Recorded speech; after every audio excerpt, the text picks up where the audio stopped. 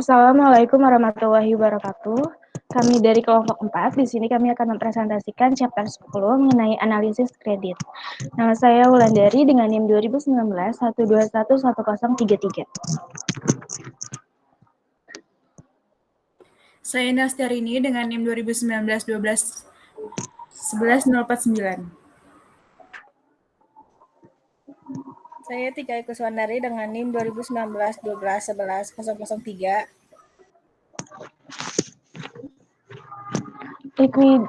Likuiditas dan modal kerja. Dasar-dasarnya di sini ada likuiditas, kemampuan untuk mengubah aset menjadi uang tunai atau untuk mendapatkan uang tunai untuk memenuhi kewajiban jangka panjang. Lalu yang kedua ada jangka pendek, secara konvensional dipandang sebagai jangka waktu hingga 1 tahun. Yang ketiga modal kerja, kelebihan aset lancar atas kewajiban lancar. Lalu selanjutnya ada aset lancar, di mana kas dan aset lainnya yang secara wajar diharapkan direalisasikan dalam bentuk tunai atau dijual dan dikonsumsi selama lebih dari 1 tahun atau siklus operasi. Selanjutnya ada kewajiban lancar, di mana kewajiban yang harus dipenuhi dalam waktu yang relatif singkat, biasanya setahun. Ada modal kerja, kelebihan aset lancar di atas kewajiban lancar, ukuran likuiditas jangka pendek yang banyak digunakan, dan batasan default teknis dalam banyak perjanjian utang. Lalu yang terakhir ada rasio saat ini, di mana rasio aset lancar terhadap liabilitas lancar, yaitu ukuran yang relevan dari pertanggungan kewajiban saat ini, penyangga terhadap kerugian, cadangan dana cair, dan batasan yaitu berupa ukuran statis. Kekurangan likuiditas dapat membatasi keuntungan diskon, peluang dan keuntungan. Yang ketiga, tindakan manajemen dan cangkupan kewajiban saat ini kecil. Lalu likuiditas yang parah seringkali mendahului profitabilitas yang lebih rendah, kesempatan yang dibatasi, kehilangan kendali pemilik dengan investasi modal, serta kebangkrutan dan kebangkrutan. Selanjutnya ada rasio saat ini, di mana yang pertama ini pertimbangan pembilang, penyesuaian yang diperlukan untuk mengatasi batasan seperti kegagalan untuk mencerminkan jalur kredit terbuka,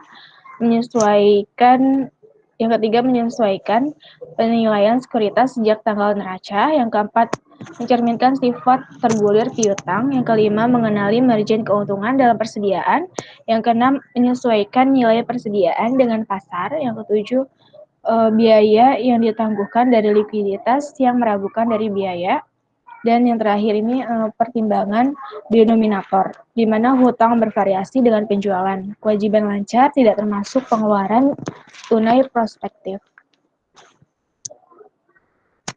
Lalu ada likuiditas sangat bergantung pada arus kas prospektif dan pada tingkat yang lebih rendah pada tingkat kas dan setara kas.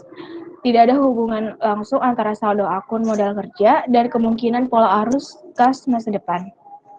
Kebijakan manajerial mengenai piutang dan persediaan diarahkan terutama pada pemanfaatan aset yang efisien dan menguntungkan, dan kedua pada likuiditas. Lalu yang selanjutnya, dua elemen yang tidak terpisahkan dengan penggunaan rasio lancar. Yang pertama ini ada kualitas aset lancar dan kewajiban lancar, dan yang kedua tingkat perputaran aset lancar dan kewajiban lancar. Selanjutnya ada rasio lancar aplikasi. Di sini analisis perbandingan, yaitu analisis tren. Lalu yang kedua, manajemen rasio atau window dressing. Menjelang penutupan suatu periode, manajemen sesekali akan menekan penagihan piutang, mengurangi persediaan di bawah tingkat normal, dan menunda pembelian normal. Analisis aturan jempol, yaitu rasio lancar di atas 2:1, cangkupan yang lebih baik dari kewajiban lancar, tetapi tidak terlalu tinggi. Lalu penggunaan sumber daya yang tidak efisien dan pengembalian yang berkurang. Pengukuran likuiditas berdasarkan rasio kas. Rasio kas terhadap aset lancar. Rumusnya di sini ada kas plus setara kas plus ditambah sekuritas yang dapat diperjualbelikan dibagi sama aset lancar. Semakin besar rasionya, maka semakin liquid aset lancarnya. Rasio kas terhadap kewajiban lancar. Untuk rumusnya, kas ditambah setara kas ditambah sekuritas yang dapat diperjualbelikan dibagi dengan kewajiban lancar. Semakin besar rasionya, semakin banyak uang tunai yang tersedia untuk membayar kewajiban lancar.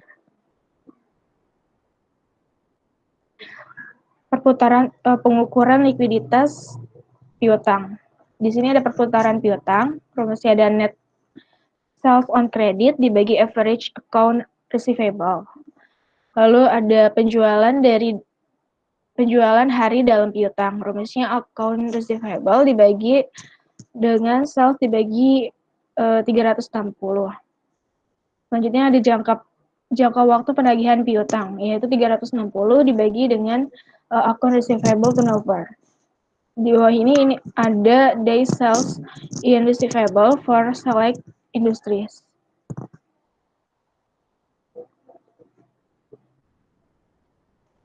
Interpretasi ukuran likuiditas piutang. Tingkat perputaran piutang dan periode penagihan berguna dibandingkan dengan rata-rata industri atau dengan persyaratan kredit. Perhitungan rasio, kotor atau bersih, dan analisis tren, yaitu periode pengumpulan dari waktu ke waktu. Selanjutnya akan dibacakan oleh Rini.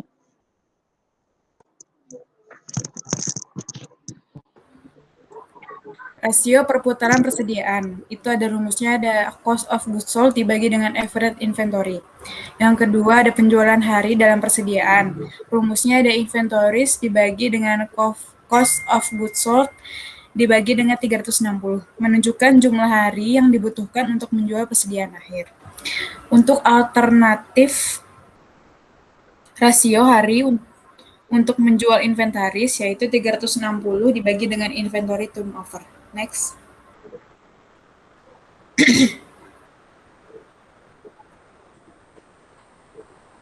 Menafsirkan perputaran persediaan, kualitas persediaan. Ada penurunan perputaran persediaan, menganalisis apakah penurunan disebabkan oleh penumpukan persediaan untuk mengantisipasi kenaikan penjualan, komitmen kontrak, kenaikan harga, penghentian pekerjaan, kekurangan persediaan, atau alasan sah lainnya.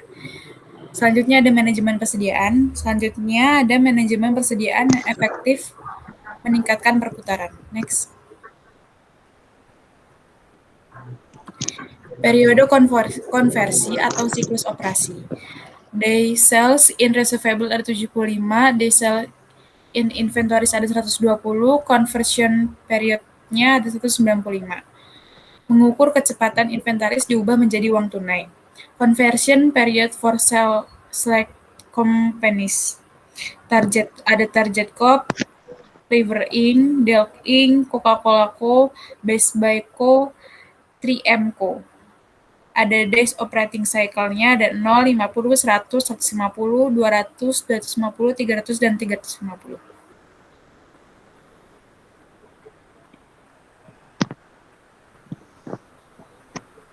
Likuiditas kewajiban lancar. Kewajiban lancar penting dalam menghitung modal, digunakan untuk menentukan apakah ada margin keamanan yang memadai. Yang kedua ada dikurangnya dari aset lancar dalam menetapkan modal kerja. Selanjutnya ada kualitas kewajiban lancar, yaitu harus dinilai berdasarkan tingkat urgensi dalam pembayaran. Next.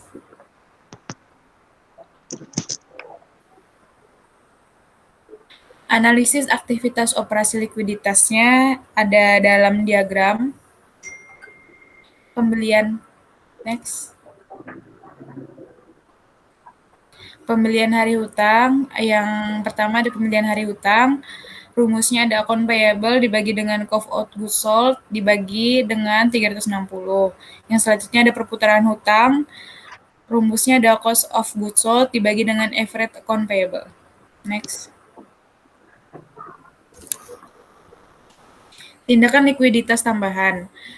Asset test quick ratio dikurang dengan tes likuiditas yang lebih. Rumusnya ada cash plus cash equivalent plus marketable securities plus account receivable dibagi dengan current liabilities. Pengukuran arus kasnya ada rasio arus kas yang rumusnya operating cash flow dibagi dengan current liabilities. Next.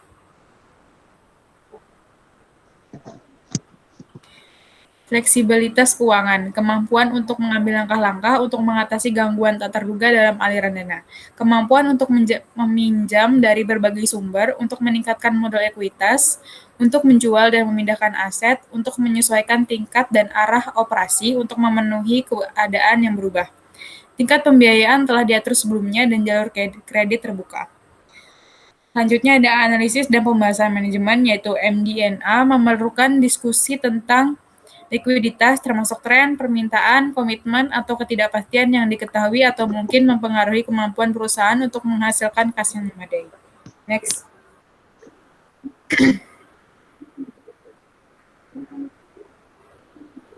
Selanjutnya ada ilustrasi analisis bagaimana jika yang pertama ada latar belakang teknologi konsolidasi pada tanggal 31 Desember tahun 1. Tunai piutangnya di $70.000, inventaris akunnya ada $150.000, hutang wesel $65.000, bayarnya $130.000. Pajak yang masih harus dibayar ada $35.000, aset tetap $200.000, akumulasi penyusutan $43.000, modalnya $200.000. Informasi tambahan berikut dilaporkan untuk tahun pertama, penjualannya $750.000, biaya penjualannya $520, pembeliannya $350, depresiasi $2.500, depresiasi $25.000, batas pemasukan $20.000. Mengantisipasi pertumbuhan 10% dalam penjualan untuk tahun 2. Semua item, pendapatan dan beban diharapkan meningkat 10% kecuali depresiasi yang tetap sama. Semua biaya dibayar tunai pada saat terjadinya. Persediaan akhir tahun kedua diproyeksikan sebesar $150. Pada akhir tahun 2 diprediksi wesel bayar sebesar $50.000 dan saldo nol dalam pajak yang masih harus dibayar. Yang terakhir mempertahankan saldo kas minimum $50.000.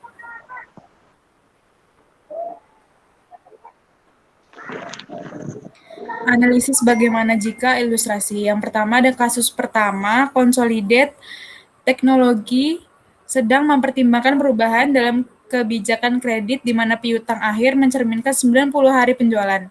Apa dampak perubahan ini terhadap saldo kas perusahaan? Akankah perubahan ini mempengaruhi kebutuhan perusahaan untuk meminjam? Analisis kami tentang situasi bagaimana jika adalah sebagai berikut. Tunai 1 Januari tahun 2, $70.000. Pengumpulan uang tunai yang ada piutang 1 Januari tahun 2 penjualan $150.000, 825, jadi totalnya ada 975. Terus dikurangi piutang pada tanggal 31 Desember tahun 2, totalnya ada 768.750. Kas yang tersedia totalnya 838.750. Hutang usaha 1 Januari pembelian ada $130, pada tahun kedua 657. Total potensi pencarian kas hutang usaha 787. 31 Desember tahun 2 wesel bayar ada 244. 543. Januari tahun 2 wesel bayar 31 Desember 35.000. Tahun 2 pajak yang masih harus dibayar ada 50.000 dan 15.000. Pengeluaran tunai ada 749, kas 31 Desember 89.250, saldo kas yang diinginkan 50.000, kelebihan uang tunainya ada 39.250. Selanjutnya akan dilanjutkan oleh Tika.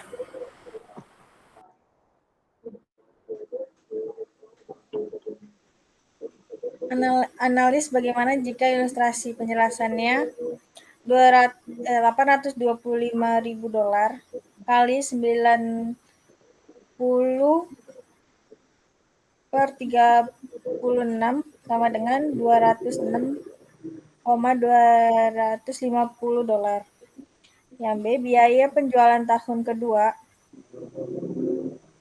$520.000 kali 1,1 sama dengan $572.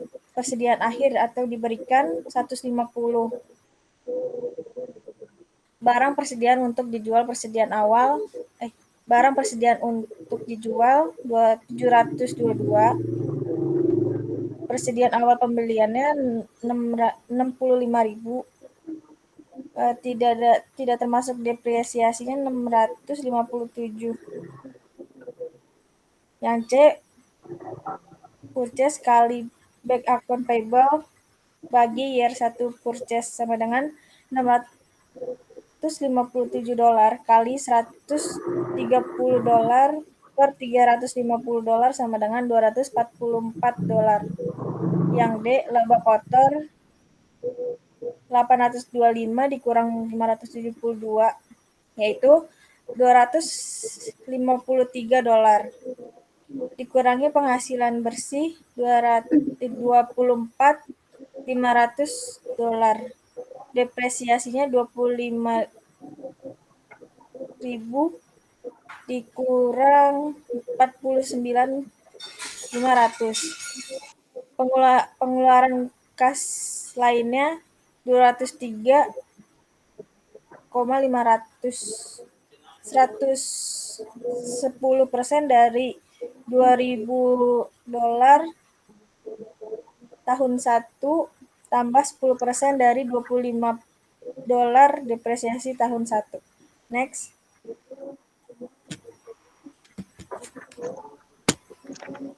Dasar-dasar solvabilitas kelangsungan keuangan jangka panjang dan kemampuannya untuk menutupi kewajiban jangka panjang. Struktur permodalan, sumber pembiayaan, dan atributnya. Mendapat keuangan, kemampuan berulang untuk menghasilkan uang dari operasi. Perjanjian pinjaman, perlindungan terhadap kebangkrutan dan kesulitan keuangan. Mereka mendefinisikan default dan upaya hukum yang tersedia ketika itu terjadi, untuk memungkinkan kesempatan untuk menagih pinjam sebelum kesulitan yang parah. Next.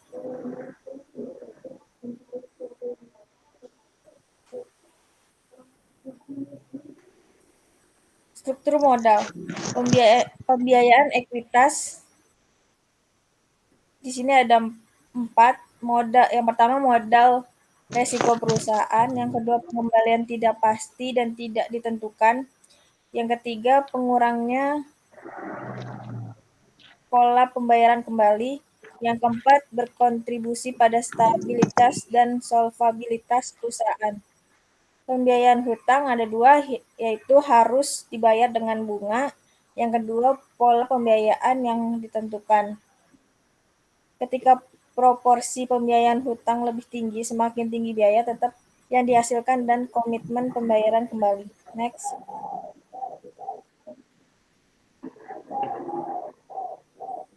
Motivasi untuk hutang.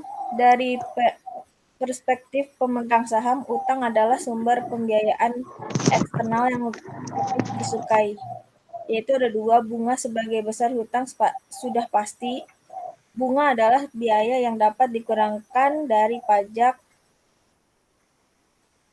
Leverage keuangan, yaitu jumlah pembiayaan hutang dalam struktur modal perusahaan. Perusahaan dengan leverage keuangan dikatakan melakukan perdagangan ekuitas. Next.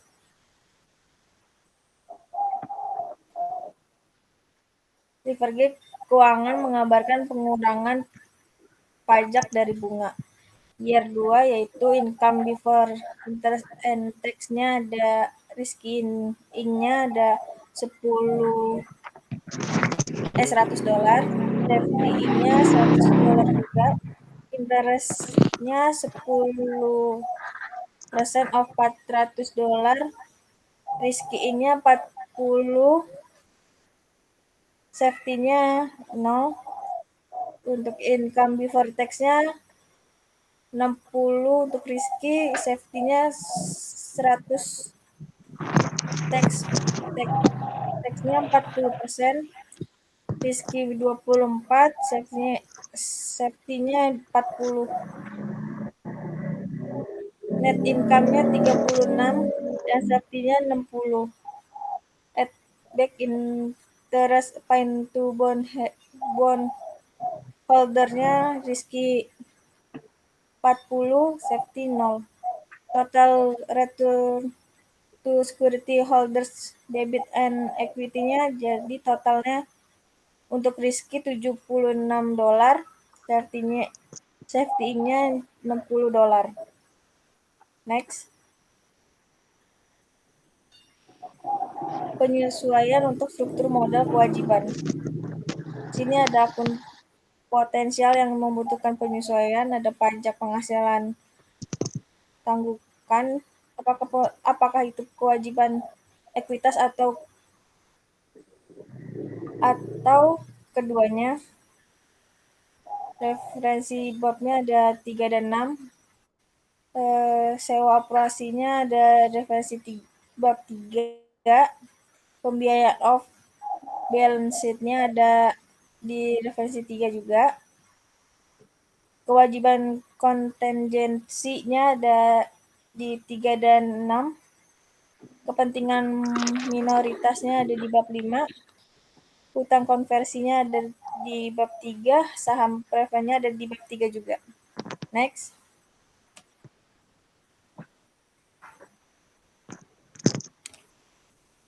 Rasio struktur modal. Rasio total hutang terdapat total modal komprehensif tentang hubungan antara total hutang dan total. Disebut juga total debit ratio. Total debit to equity capital, hutang jangka panjang terhadap modal ekuitas, mengukur hubungan hutang LT dengan modal ekuitas. Biasanya disebut sebagai debit to equity ratio. Hutang jangka pendek terhadap total hutang. Indikator ketergantungan perusahaan pada pembiayaan jangka pendek. Biasanya sering terjadi perusahaan suku bunga. Next.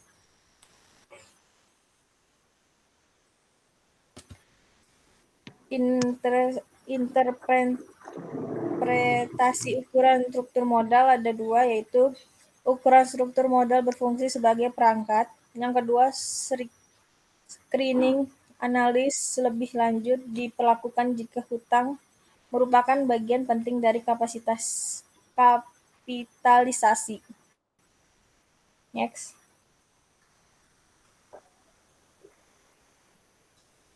Pengukuran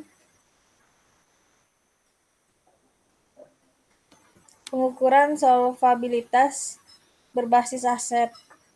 Komposisi aset dalam analis solvabilitas yaitu ada 2 alat penting dalam menilai eksposur risiko struktur modal. Yang kedua, biasanya dievaluasi menggunakan laporan saldo aset berukuran umum. Di sini ada bagannya yaitu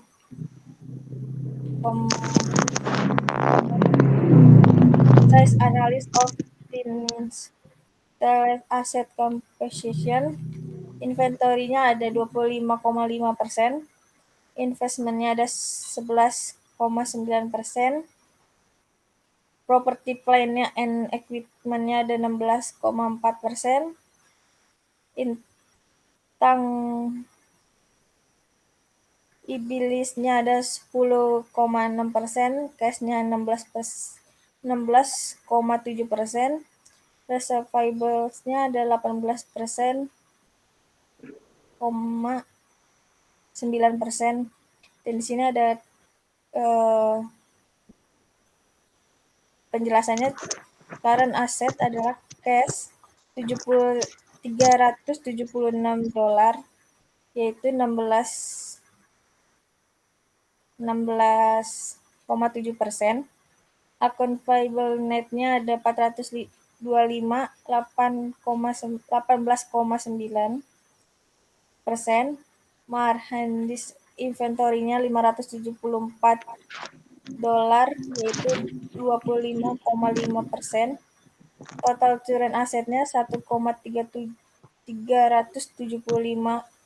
ribu, yaitu 61,1%. Investmentnya ada 268 dolar, yaitu 11,9%. Property, plant and equipment-nya 368, 16,4. Intangibles-nya ada 239. Di sini 10,6%. Total asetnya jadi 2.250 dolar, yang totalnya jadi 100%. Next.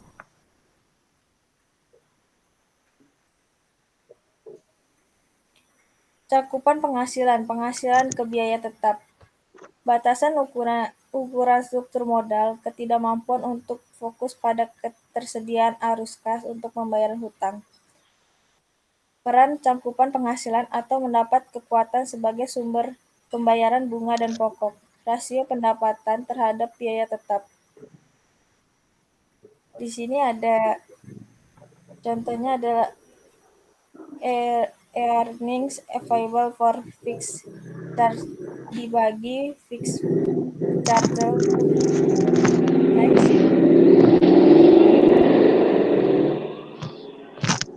Kali bunga diperoleh kali rasio perolehan bunga. Mempertimbangkan bunga sebagai satu-satunya biaya tetap yang membutuhkan perlindungan pendapatan.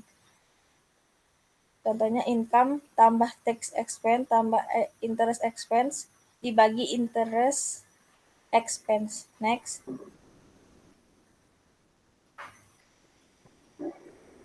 Hubungan arus kas dengan biaya tetap, yaitu rasio arus kas terhadap biaya tetap.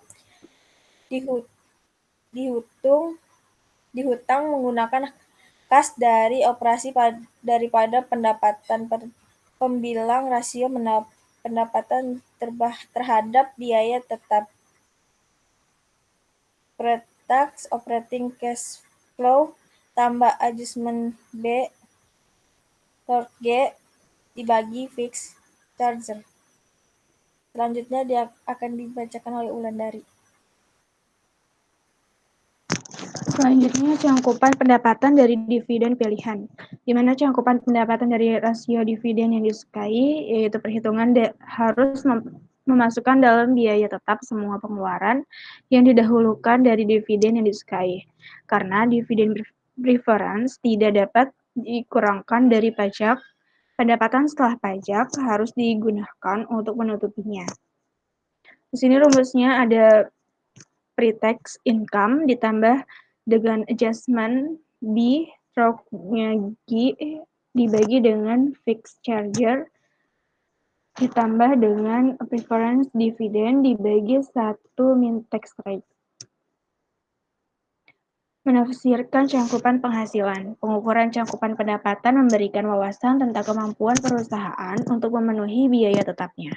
Variabilitas pendapatan dan ketekunan itu penting digunakan penghasilan sebelum operasi yang dihentikan. Pos luar biasa dan efek kumulatif dari perubahan akuntansi untuk analisis 1 tahun, tetapi sertakan mereka dalam rata-rata rasio cangkupan selama beberapa tahun. Selanjutnya ada resiko dan pengembalian struktur modal. Yang pertama, perusahaan dapat meningkatkan resiko dan potensi pengembalian pemegang ekuitas dengan meningkatkan leverage. Yang kedua, penggantian hutang untuk ekuitas menghasilkan struktur modal yang lebih beresiko. Yang ketiga, ada hubungan antara resiko dan pengembalian dalam struktur modal. Yang keempat, hanya analisis pribadi yang dapat mencerminkan resiko unik dan ekspektasi pengembalian seseorang kembali. Sekian presentasi dari kelompok kami, kurang lebihnya mohon maaf. Wassalamualaikum warahmatullahi wabarakatuh.